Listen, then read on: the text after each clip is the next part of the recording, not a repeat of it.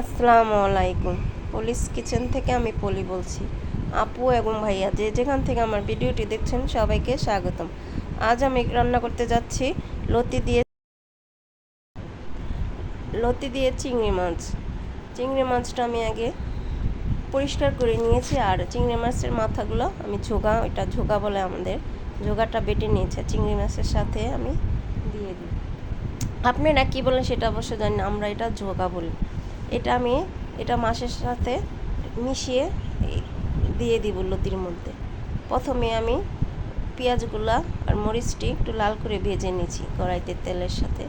আর আমি এখন লতির সাথে আরও দিয়েছি একটু রসুন বাটাটা দিলে আরও একটু ভালো, অনেকে আনাম দেয় কুচি করে, আমি সবসময় পাটাতে বেটে দিই মাছের সাথে। এখন আমি মাছগুলো আর মশলাটা আর আদা রসুন দিই অল্প, ওগুলো ভালো করে কষিয়ে নেব। আর এইটা হচ্ছে একবারে কি হাতের উঠানো লতিটা, এই লতিটা অনেক কি মজা খেতে। এই তো অল্প করে আমি মশলাগুলি দিয়ে দিচ্ছি।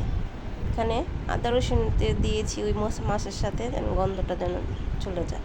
আর এখন এই যে হলুদের গুঁড়ো মরিচের গুঁড়ো দেব। এখন আমি ভালো করে কষিয়ে নেব মশলাটা কষানো, একটু হালকা পানি দিয়েছি। আর লতিটা আগে থেকে আমি একটু ভাপ দিয়ে নিয়েছি যেন সবুজ থাকে। অনেকে হয়তো মশলাতে ভাপ না দিয়ে অমনি কাঁচাটা দিয়ে দেয় ডাইরেক্ট, কিন্তু আমি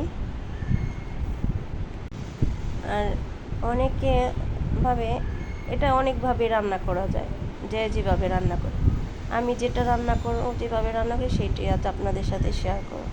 আর এই শাকগুলো দেশে থেকে আনা, এজন্য টাটকা শাকটা মাঝখানে আমি দেখিয়ে নিলাম আপনাদের।